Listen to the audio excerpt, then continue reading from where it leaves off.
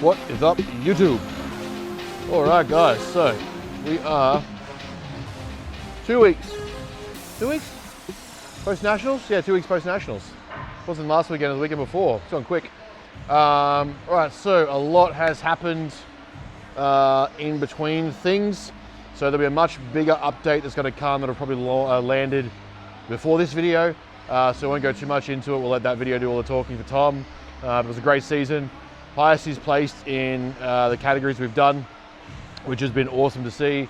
There was drastic progressions from last season to this one, so huge implications there for Tom's future and what we want to do.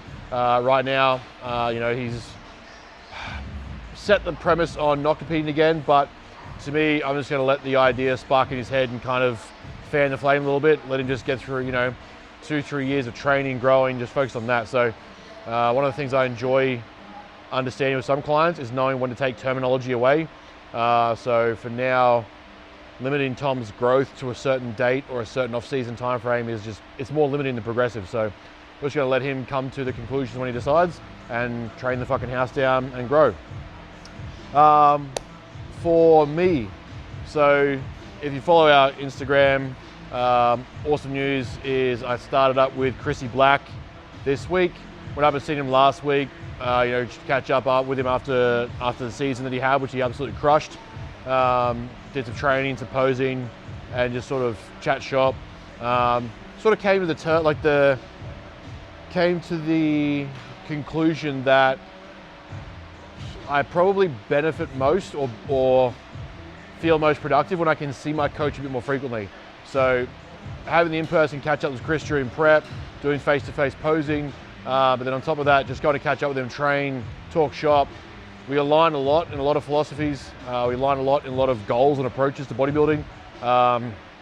So he is going to be the guy that I hand the reins to, and we're going to crack in the next 50 weeks. We have set as our target for season A 2026, and basically coming in to contend for the under 90s title.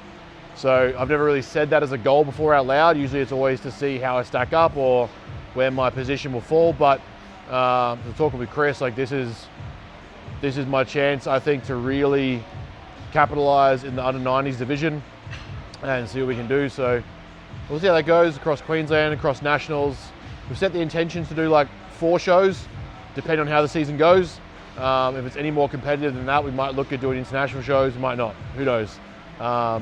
I'm at the age now where I really want to use as much of my bodybuilding career to take me around the places I can.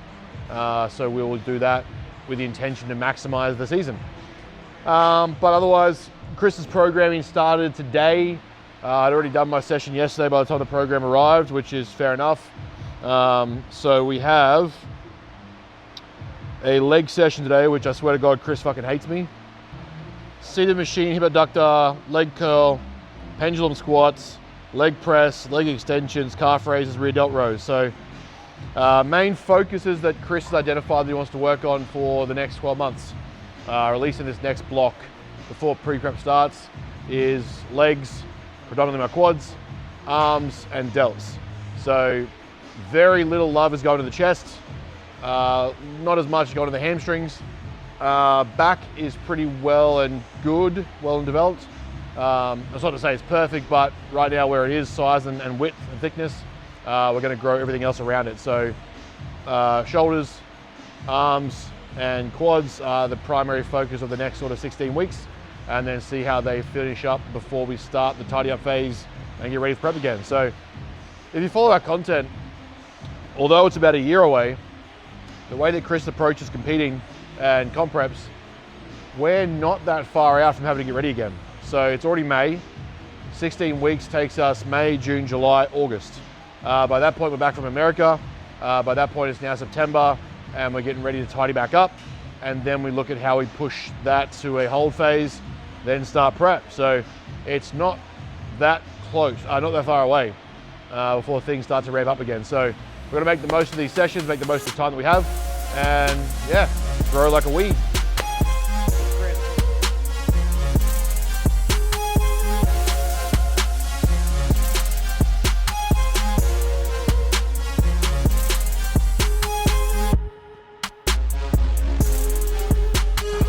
So I used to have a phase where I didn't like the Jefferson curl, but how my back is now, trying to round and lengthen the spine as much as possible and put it through a range of flexion is actually really good for my lower back and stretching out my back. So I don't mind, especially pre-leg days, pre-back days, just trying to dead hang and then trying to Jefferson curl, round the spine, flexion, and then very slowly through the extensors and erectors, come back up and loosen everything. It's really good.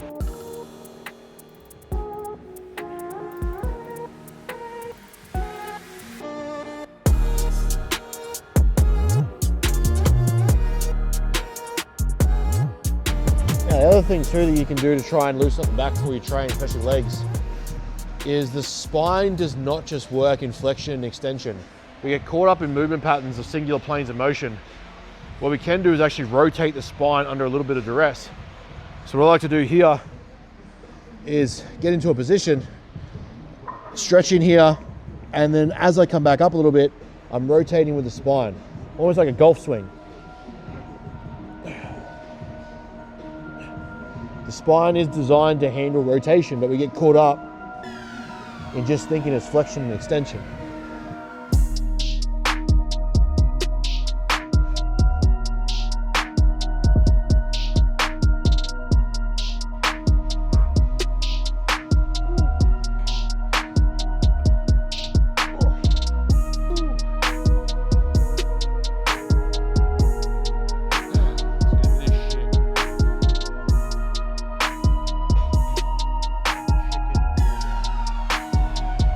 Given that this is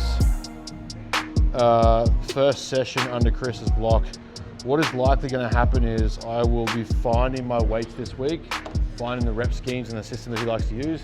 So it's not going to be, it's almost like a natural regression deload. So going from my programming, I knew what that program looked like for 12, 20 weeks. So I can come into this session, smash it, go hard. This session, I have a very new exposure to how Chris trains, the way he does things, his rep schemes, rep structures, supersets, intensifiers, anything like that. So what we'll be doing is basically getting a feel for everything first, build up to our working sets, find our feet, and then what will likely happen is intensity and progression build from there. So week on week we'll get better and better. So one of the mistakes that I find people make early on is they try to pre-program things like deloads when they've never had the experience of training hard. And realistically, let's say in an 8-week program, the first 2 weeks you're just actually acclimating to the session itself or to the program, to your workouts. Then you start to build progression, and then we have like life gets in the way. You know, there might be a few missed sessions, there might be a bit of total volume missed. So people get on this notion they have to have pre-programmed deloads or like time off. But the reality is, in an 8-week block, you may have only had 4 good weeks of training. So don't go rushing to just deloading and taking a step back when you don't really need it.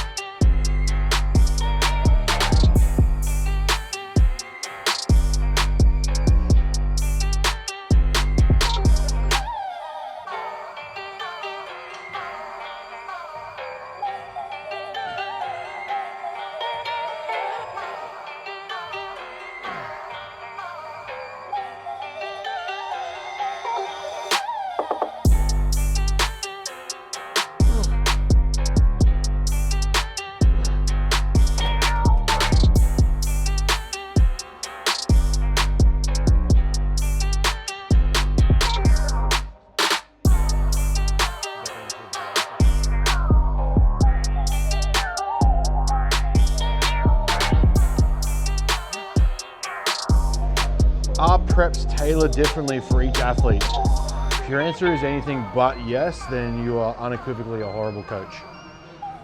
The prep has to be tailored to the individual athlete.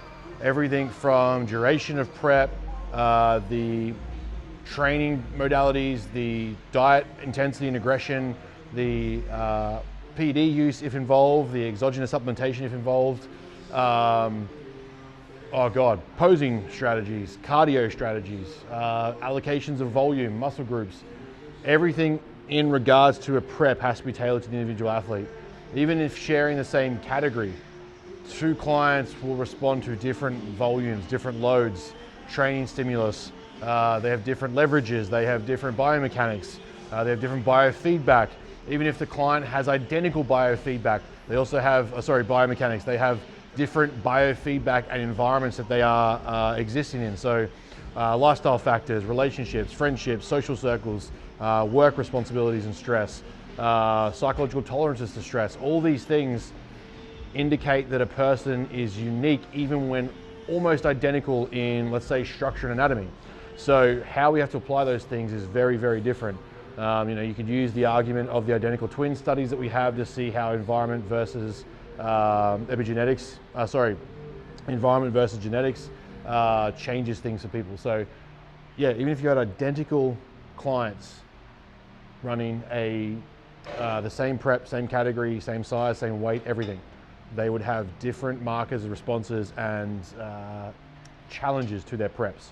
So by all means, in every sense of the word, yes, preps have to be tailored to the individual athlete. You can have some structures and some systems that are the same, but the overall prep itself has to be tailored to that individual person.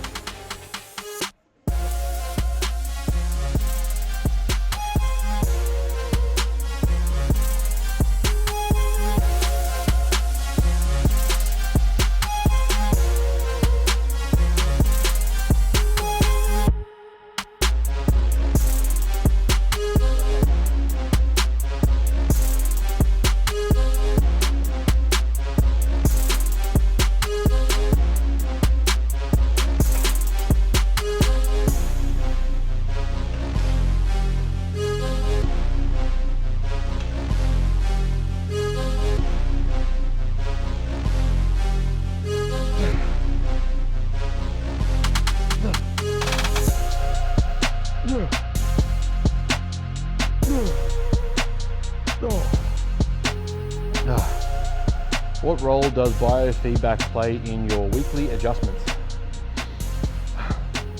Biofeedback plays a huge role in weekly adjustments, weekly check-ins, regular updates, regular check-ins for clients. We need to know not just what the client is feeling, what they're thinking, but also what the body is doing. So looking at biofeedback, what are the biomarkers we're looking for? What is it telling us? Because sometimes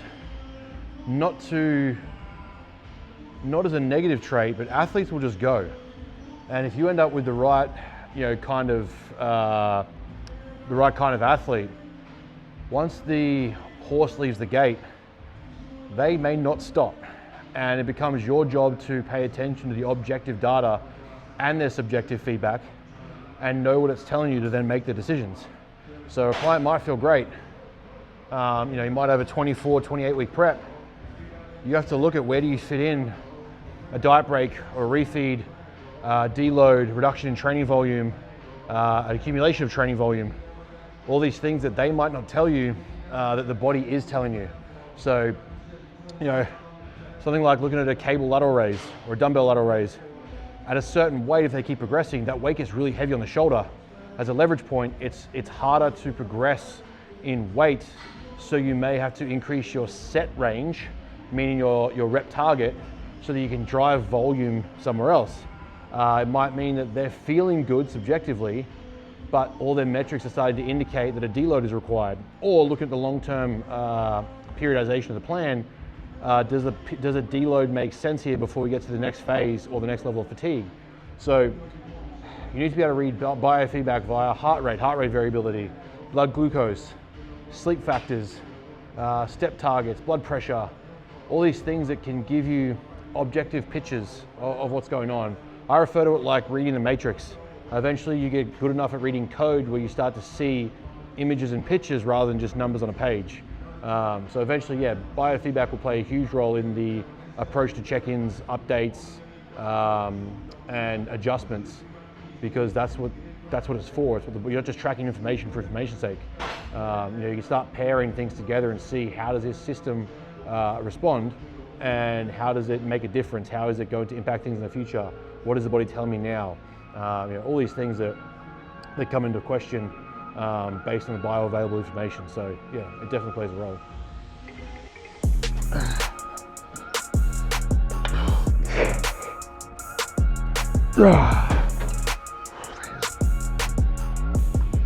So one of the things important to understand too is when it comes to preps, not every prep is going to go smoothly, not every prep is going to start perfectly, and sometimes not every prep is going to be finished or started. One of the clients that I've had the pleasure of working with, but also the pleasure of pushing and challenging, early on, as we were growing Matter and getting our results and trying to really build up, our resume in the field of prepping and physique development, we had a big list of clients that were going together into a season. And one of the hardest things I had to do was actually sit down with that client and tell them that they won't be prepping. And the funny part is, for a lot of people, it's just simply, they'll make money, so why tell someone they're not going to do the thing? It's a job, etc. But the position psychologically this client was in, they were absolutely not ready to compete without the risk of detriment to their health, physiologically and psychologically. And I'd made that decision where I really I still need to get results, but at the same time, I needed to think of my team first and think of my client first and make sure that they were psychologically okay and healthy to compete in the future. So we had to have a very hard conversation around the work that needed to get done before I say yes, and whether or not this person would choose to stay with me. If someone comes to you for a prep and you're, as a coach, identifying that they're not ready, it is still your moral obligation to let them know that and tell them. Rushing someone through a prep just for prep's sake is a dangerous game to play. So for us as coaches, you have to be able to have that hard conversation. What I tend to find is those hard conversations are respected because you're giving the honesty, transparency, you're being forward and not just trying to lie to your client. Now, the risk is obviously that person will just go to any other coach and give them their money. Thankfully that didn't happen, but yeah, it's important to understand that not every prep is going to go or start the way you want it to. And sometimes, as The Rock put it, the best thing that never happened was the best thing to happen to them. So a great result came from us delaying that start, but as a coach, it was my job, looking at where we were, the psychological and life limitations that were coming up, that to me, as someone that preaches the things that I preach, had to have that conversation and had to be willing to have that conversation and then produce a strategy as to how we fixed it. And we did that, which was great. But more so to the point is telling someone they aren't yet ready to do the thing that I love and that they're really eager to do is definitely one of the hardest decisions I've made in a prep, but I stand by it because it produced a better outcome at the risk of our business, at the risk of their health. I made that decision that this is what has to happen, and it's your choice what you do after that, but I'm not going to put you on stage yet. You can put in the work to get ready, to be ready, to prepare yourself, or you can go to someone else. And fortunately for me, they stayed. We got an amazing result, but it was definitely one of the more challenging conversations I had had to that point in business. I was telling someone, when I'm trying to build a name in the game of coaching, that I'm not going to put you on stage yet. So yeah, just being mindful as a coach, as an athlete, it doesn't always go the way you plan or predict. You need to be willing to adapt.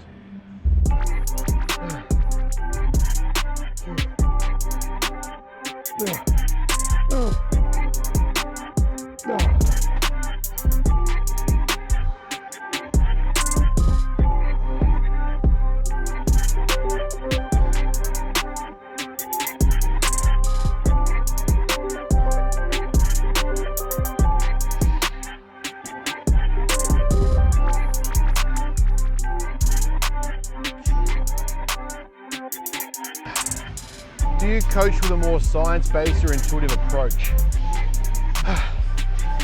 Man, I think this whole argument is a false dichotomy a lot of the time. People don't understand what goes into science. A lot of the time they don't understand research. They don't understand how to pick and read the data. They don't really comprehend what internal versus external validity is, what the reliability of studies are. We need to understand that inside a lab is the most controlled environment you will possibly have when it comes to assessing information that you're trying to test, right? Testing your hypothesis. You will not replicate that environment in a gym. It doesn't matter how good you are. The gym might have a different temperature, the gym might have different music, the gym might have no music, the gym might have different trainers or no trainers, more people versus less people. Was the client in the study wearing headphones versus no headphones? Did they sleep well the night before or no sleep? All these things that go into data that you can't really control with your clients in a gym. The best approach that you can have is draw from the evidence first to build your foundation, understand the general principles, and then modify the modalities based on the client that you're taking care of and drop the program you're trying to achieve. It's like if 3 times a week is optimal for a client to maximize hypertrophy and they need to train a muscle group 3 times a week, but they only have the availability to train twice a week, how are you supposed to get that optimal frequency? You don't. You work back from what you know and what you have with the client and use that. So it has to become a mixture of what the science says and how you know to apply it in the field. This is where applied sciences become different to the theorized sciences. And you need to be able to dissect and merge the two and know where that crossover is, know how to apply it. So we operate from the basis of science first, yes, but part of that science is also understanding anecdotal data, understanding populations as a collective. Though each one of my clients might be unique, it doesn't mean that I haven't got a collective pool of samples that I can draw from to understand how the body responds. So eventually anecdote becomes evidence too when you start working with hundreds of people.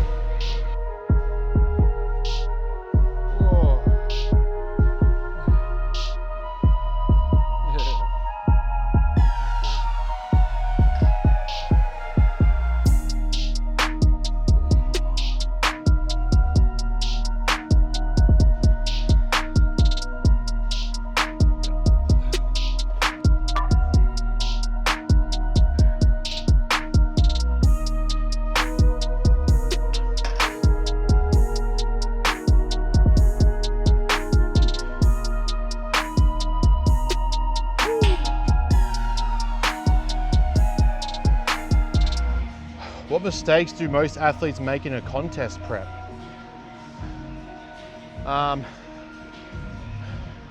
They try to add more to their plate. They try to do too much. They don't control enough of the variables they already have and they try to add more things. So for me, there's almost like a threshold of where you don't need to do more stuff, you need to optimize the things you are doing and do them well. You don't necessarily need more cardio, more steps, more output, more training volume. You do the training volume that you are doing currently better. Focus on doing more sleep, more rest and more recovery. Manage your stress, for Christ's sake. The amount of people who don't understand the benefits of meditation, journaling, mindfulness, getting steps outside comparatively to inside, understanding things like stress rejuvenation theory, how we can alleviate overall psychological stress, which improves our perception and threshold to physiological stress. Yes, it's important to do the hard thing and get the hard thing done, but adding extra hard things just to seem like a tough guy becomes a net negative. So, people get very hyper productive in preps. The issue is they weren't like that beforehand. They try to add more stuff in prep because they're hungry. They want to work through the hunger. The benefit is the logical response is to do less and make the most of what you are doing. Only add things when you need to so that you're controlling the inputs and the outputs.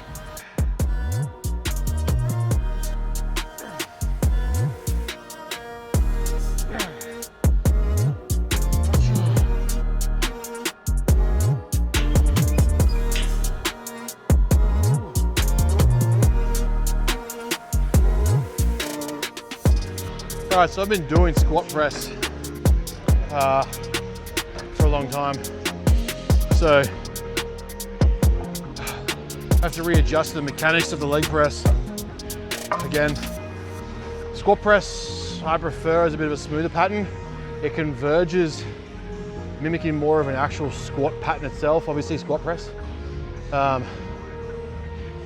Leg press, the way it kind of shuttles carriages straight up and down on the tracks. I'll have to re-correct it.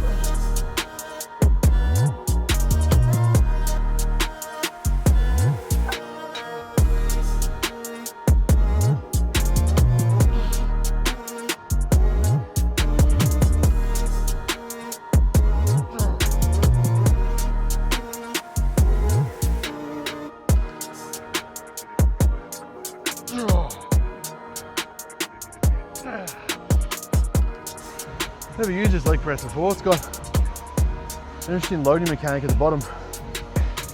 How do you transition out of a prep to avoid the rebound problems?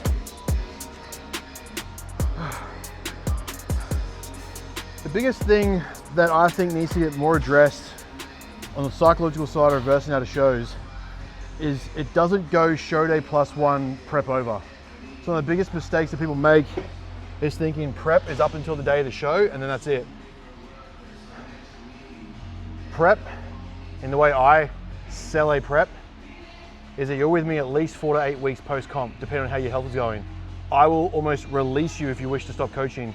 Not out of wanting money, but simply there is so much going on in the back end window that if you're left to your own devices, it is seen time and time and time again, the subconscious psychological problems rise, the restriction breaks, the goals are over, and all the problems begin.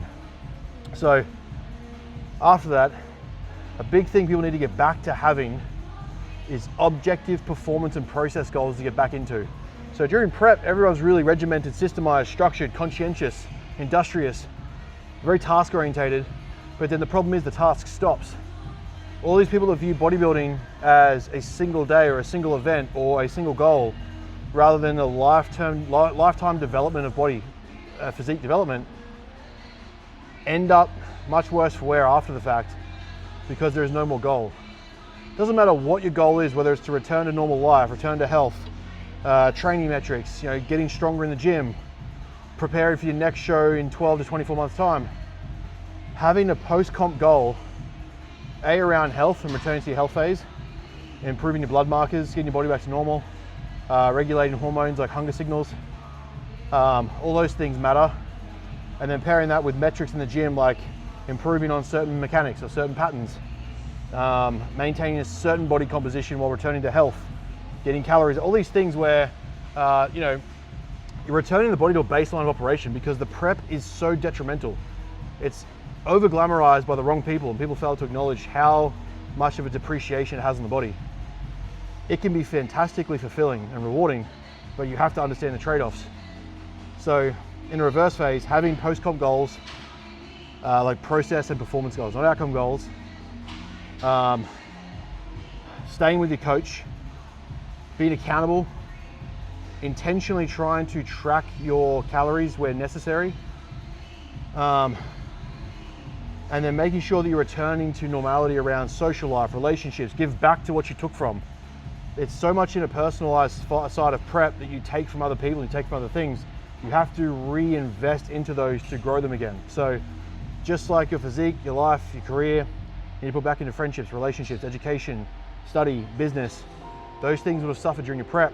You need to rebuild those, regrow those, reinvest in them. Those are probably the biggest things that I like to preach as a post-comp phase to kind of get back to normality.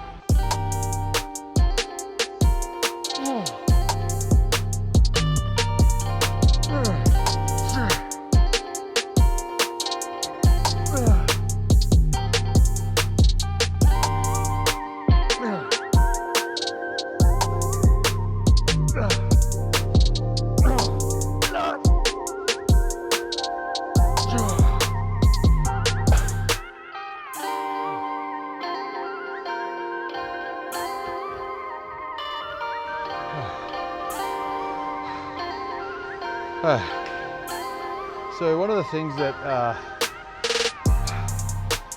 I think prep athletes really need to start understanding, physique athletes, is understanding that prep is an endurance game more than it is a sprinting game.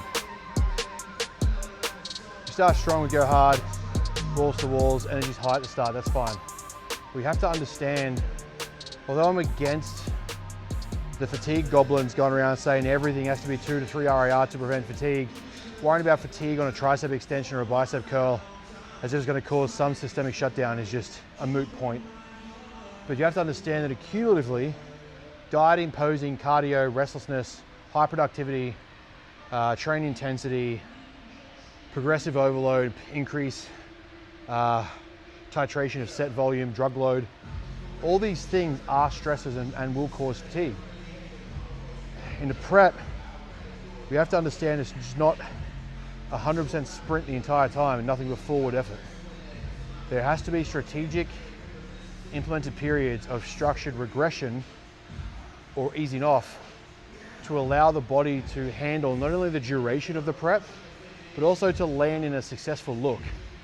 If you go into a peak week or into a show, highly stressed, highly strung, minimal rest, and highly aggressive, we run the risk of that accumulative fatigue creating a recovery hole that prevents the body from filling out, tightening up, looking its best, reducing water, regulating aldosterone, and trying to balance fluid. Too much stress, too much cortisol, inflammation, fatigue. These things risk your best look, yet we go into preps and these back ends doing more and more and more and more, and I think that's going to produce a better look. A structured prep needs to look at these things as phases, understand where to push and when to pull. Most other sports comprehend the push-pull method, knowing when to push your athlete, knowing when to pull back. You know, do we work in the 80% proximity? Do we work in the 100% proximity? Do we have strategic phases of only doing 50 or 60%? You know, these things matter so that if you're in this for the long haul, you're not only looking at this prep and giving your best effort this prep, meaning you hit everything as you're supposed to, but also the longevity of your career. Managing fatigue now, reducing the risk of injuries post-comp, improving or optimizing the longevity of your off-season. All these things impact the overall system, your overall development, and the look that you're inevitably going to bring on stage each time. So yeah, big thing for me is understanding the acute and long-term ability to manage fatigue, ability to push and pull when it comes to training as an athlete, especially inside the prep. It's not all foot down, red line. What are your check-in processes like for preps? Deep, complex, inquisitive, but also simple. I know that's kind of an oxymoron, but it is. There's a lot of information. You fill it in, you get very deep feedback. If you consistently don't fill it in, I pull you out of the prep. The athlete is only as good as his weakest system, and just lacking structure and accountability and systems to get into a prep does not lead to a better prep. So check-ins for me, weekly check-in, daily data collection, tangible feedback, visual feedback, posing shots, mandatory quarter turns, depending on what division you're in. Posing videos weekly, sent directly to me. Photos taken directly each week for your check-ins. Updates on things as they happen, meaning like when you consume if you have refeeds, free meals, if you have high carb days, low carb days, letting me know when those are. All these things that impact the daily data and metrics. And then we look at, macro allocations, hydration targets, accuracy, recoverability, what you might call training feedback, so energy, recoverability at the start of the session, soreness, stress on the day, overall training performance itself, any niggles. For my enhanced users, we look at when your dosing is, when your stack is, what you're splitting, how you're splitting it up, what you're consuming on what days. qualitative questionnaires. You know, what's a success this week? What did you do well this week? What's missing? What you got wrong? What I need to improve? Things that you consider successful. Any feedback for me? All this goes into a regular check-in every single week, every week. Not every second week, not via WhatsApp, not by a text message, not by email. There's a Loom video sent back to you directly to either your app or your email address to read on that day. That direct level of communication, instant communication, audio and visual feedback as I'm going through it are all essential to what I believe is the coaching client relationship. So, like I said, our prep check-ins are complex, but they're also simple. You put in the work. The way I like to quantify it is, you give me 100%, I give you 150. You give me 50%, I can only give you 50. If you continually give me 50%, I pull you out of comp. And you can go to another coach who will prep you. But I don't prep someone unless they start at a high level of accountability and conscientiousness, task orientation, life structure, because a lot of the time I find it only regresses, it doesn't get better. So that's that.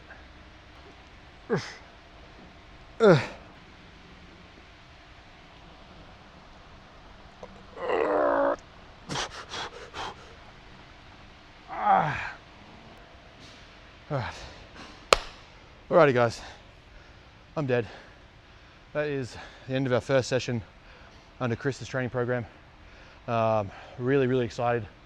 I felt a really good connection from Chrissy straight off the jump. You know, our alignments in philosophy, conversation, our passion to bodybuilding. Literally, we joked about being two peas in a pod, in a bodybuilding pod. Both Emily and Brooklyn completely understand our lifestyle, understand how much it means to us, what this means to me. You know, Chris fully respects my drive to compete, what it's going to do for my future, what I want it to do for my future. So, really excited to live up to my end, see how Chrissy lives up to his. Yeah, obviously before this comes out, I think we'll have Tom's. You would have seen Tom's prep season. We're combining obviously show 1, show 2. So a lot of feedback will come from that. We'll break that down once it's released. But yeah, if you are looking to prep, remember, we're not taking clients for season C now. That's done. We're looking to season A next year, season B, season C next year. You know, 12, 18, 24 months into the future. You start now to get ready for then. Put it this way, I am with Chris now. The season just finished. I have potentially maybe 16 weeks for an off season before we start pre-prep, tidy up, get ready, start prep. So although it seems like a lot in a year, it's not a lot. It's not very much really to make massive progression. So giving yourself ample time to develop a relationship with us, coach, client, the team, familiarizing yourself. You need to put that time in and invest in yourself and us. So if you're keen to do that, book your call, free consult, 0 obligation. We're going to attack whether or not we belong together and see how we attack your prep. So yeah, that is it guys. Make sure you like, subscribe, drop comments, feedback, anything else, and we'll go from there.